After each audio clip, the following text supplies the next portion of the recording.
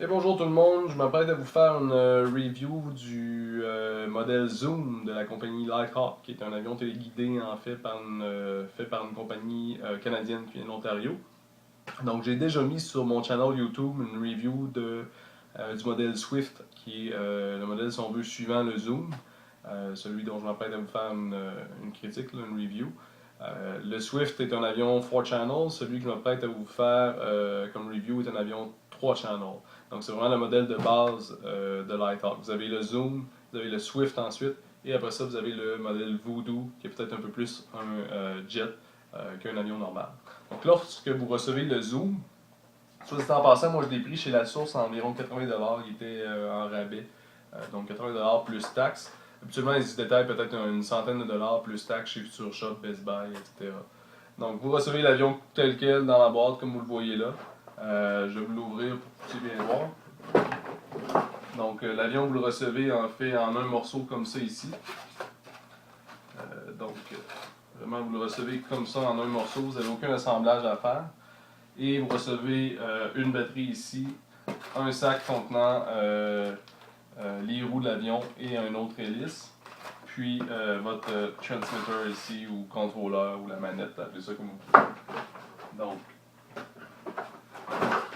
euh, ce que vous avez à faire, c'est vraiment très simple, c'est recharger votre batterie en la plaçant ici à l'arrière. Puis une fois que votre batterie est chargée, voilà, c'est assez simple, vous mettez votre transmitter à on. Vous allez voir le clignotant comme ça qui va clignoter sur le transmitter. Vous prenez une batterie, vous le mettez directement en dessous de l'avion comme ça ici. Donc vous mettez la batterie, vous l'attachez au petit fil qu'il y a ici. Voilà.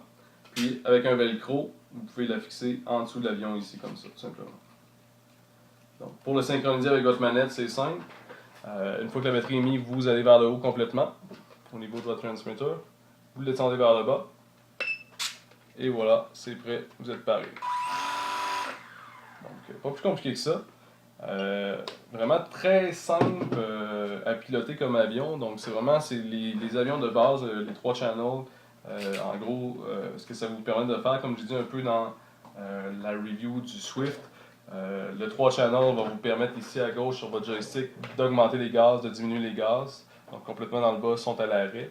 Et ici à gauche, quand vous descendez vers le bas, votre avion en fait va prendre l'altitude comme ça. Si vous allez vers le haut, votre avion va diminuer en termes d'altitude. Et gauche-droite va vous permettre d'aller à la gauche et à la droite en plein vol, tout simplement. Donc vraiment, c'est un avion qui est très solide pour le prix, pour ce que c'est. C'est quand même du styromousse. C'est super solide. J'ai fait plusieurs crashs avec. Les gens qui ont fait plusieurs crashs avec également vont vous parler d'un petit problème qui, en gros, est un moteur qui devient lousse. Donc la problématique avec le Zoom, c'est que c'est du styromousse. Quand vous prenez un crash, l'avion peut tomber comme ça, peut tomber comme ça. Donc ce que ça va faire, c'est que l'espèce de bout de métal là, qui fait tourner votre hélice, qui sort de votre moteur, lui va forcer votre styromousse, va faire travailler votre styromousse au bout, ça va agrandir le trou. Ça va faire en sorte que chaque fois que vous allez prendre un crash par la suite, vous allez devoir placer le moteur au centre pour pouvoir refaire un vol. Donc il y a des gens qui ont trouvé des solutions assez simples de pouvoir fixer ça. Je vous fais part de leur solution à eux, puis de ma solution à moi. Donc, ce que les gens vont faire la plupart, c'est qu'ils vont décoller un petit peu les stickers que vous voyez ici, de chaque bord de l'avion. Ils vont décoller l'espèce de moteur en plastique de chaque côté de l'avion. Et ils vont se tracer une ligne vraiment entre, donc comme le chapeau du moteur, ils vont se tracer une ligne ici avec un crayon, ici aussi. Et ils vont aller chercher une autre ligne ici. Donc ce qu'ils vont faire, c'est qu'ils vont prendre un X-Acto, puis ils vont l'ouvrir tranquillement, vraiment, ne pas creuser beaucoup pour éviter de couper, exemple, un fil de moteur. Donc ils vont aller enlever vraiment le capot du moteur, puis ils vont aller coller le moteur dans le styromousse là, qui est dans le bas de l'avion, autrement dit. Donc ils vont le coller comme ça, puis après ça, ils vont remettre le cap, ils vont recoller le cap tout simplement, et ils vont recoller les moteurs comme ça, les stickers vont être prêts pour le futur. Moi, je vous conseille fortement de le faire vraiment directement en sortant de la boîte, cette modification-là. Pourquoi? C'est parce que vous allez solidifier beaucoup votre moteur. C'est probablement conçu tout en usine, donc je suis pas sûr que la colle et tout ça, bon, je suis pas sûr que ça soit vraiment très bien fixé à la base. Donc, si vous pouvez le renforcer vous-même à la base, ça va vous éviter de le briser davantage lorsque vous allez faire vos premiers crashs. Également, Moi, ce que j'ai fait comme modification, c'est que je me suis pris un screw cap, qui est un cache-vis, autrement dit, qui est blanc ici, comme vous pouvez voir. Donc, ce que j'ai fait, c'est que j'ai percé un trou au centre, à peu près un petit peu plus large que le diamètre du shaft, qui est l'espèce de barre de métal là, qui sort de votre moteur, à laquelle vous rattachez votre hélice. Ce que j'ai fait, c'est que je l'ai mis vraiment au centre. J'ai détaché, bien entendu, là, j'ai dévissé l'hélice ici. Je l'ai mis au centre vraiment du shaft. Je l'ai collé avec la Crazy Glue. Ce que ça fait, c'est que quand mon avion crash maintenant, bien, il y a beaucoup moins de jeu en fait. On ne peut pas vraiment aller faire travailler euh, le styromousse autour du shaft parce qu'il est vraiment régi par une pièce de plastique qui est beaucoup plus solide que le styromousse original. Donc, si vous avez fait ces deux modifications-là, vous risquez pas d'avoir de problème par la suite au niveau des crashs sur le nez. C'est sûr qu'il va toujours planter sur le nez. Pourquoi? Parce qu'il y a un poids dans l'avion. Tout le poids se situe vraiment au départ de l'avion. Puis vous allez avoir ici peut-être aussi des petits... peut-être que votre styromousse en fait va se briser à la force que vous allez subir des crashs, mais si vous allez sur lighthawk.ca, vous pouvez commander des pièces, vraiment toutes les pièces de l'avion séparément. Ça coûte pas cher, puis ça arrive très rapidement à votre demande. Pour ce qui est du vol, c'est super génial, vraiment, je trouve que c'est un bel avion pour débuter dans le mode, dans le monde là, des avions téléguidés. Pourquoi? C'est parce qu'il est abordable, il se contrôle facilement. La seule lacune que je vois vraiment, c'est que vous avez la possibilité toujours, en fait, sur les manettes des avions téléguidés, de pouvoir ce qu'on appelle trimer vos contrôles.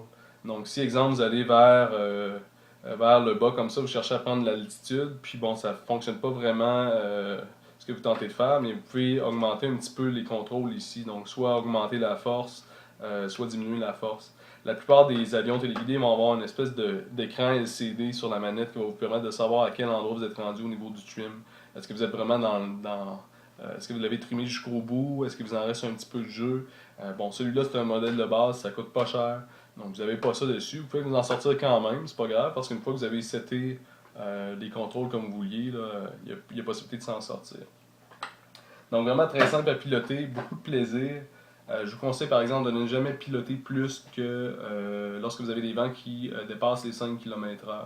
Donc pourquoi? C'est parce que d'un, vous n'aurez pas de plaisir, vous allez toujours devoir vous battre avec le vent, essayer de ramener l'avion dans le sens que vous désirez, puis vous avez plus de chances d'augmenter les crashs.